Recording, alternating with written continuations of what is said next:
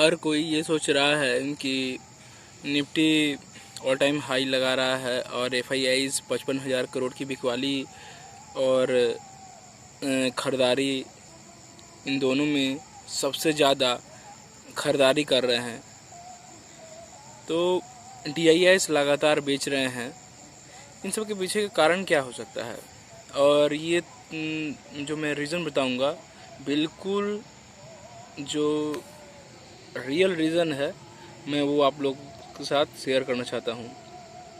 पहला, दूसरा और तीसरा, ये तीनों ही रीज़न एक दूसरे से जुड़े हुए हैं।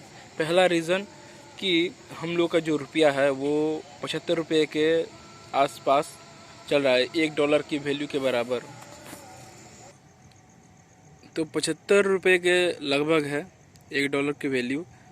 तो एफआईआईज क्या कर रहे हैं कि अभी के करंट मार्केट में वो अपना मान लीजिए $100 लेकर आए, उन्हें $100 के बराबर 7500 रुपये मिले।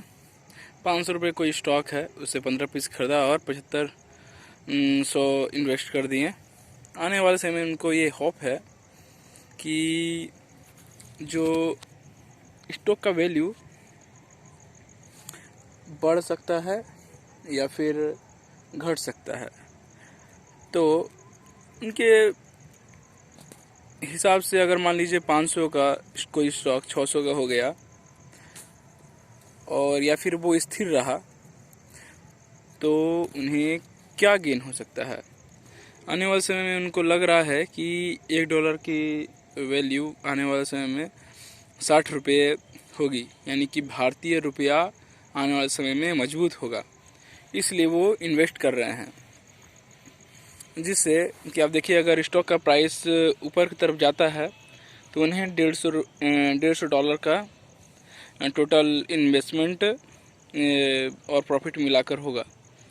और अगर उनका खरीदा हुआ शेयर अगर वो उसे खरीदारी बिकवाली करके अगर उससे स्टेबल भी रख पाते हैं, 500 या 600 के आसपास ही उस शेयर को घुमाते रहते हैं, तो उन्हें कुछ नहीं, अगर वो अनचेंज भी रहता है तो भी उन्हें $125 टोटल उनका आ रहा है मूलधन और प्रॉफिट लेकर, यानी कि उन्हें $25 का मुनाफा होगा अगर $100 का वो इन्वेस्टमेंट करते हैं, अगर अनचेंज भी रहता है तो, अगर आने वाले समय में रुपया मजबूत होता है।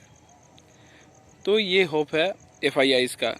अब दूसरा रीज़न समझिए कि वो उन्होंने इन्वेस्ट किया। अब इन्वेस्ट किया तो उन्होंने 13,000 के ऊपर तक इन्वेस्ट किया।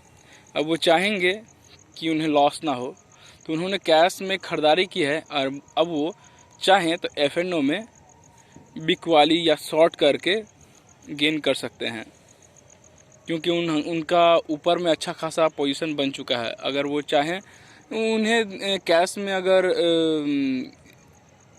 हम लोग तो गैम्बलिंग करते हैं, लेकिन वो हेजिंग करते हैं।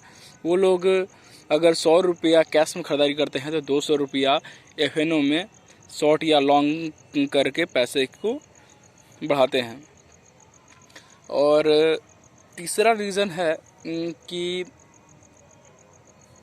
जो फेड के चेयरमैन हैं, उन्होंने कहा था कि वो लगभग 2025 तक इंटरेस्ट रेट को 0 to 0.25% तक ही रखेंगे।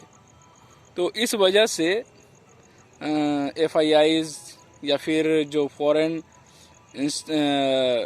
के इंडिविजुअल इन्वेस्टर्स हैं, उन्होंने भारत की तरफ रुख किया है।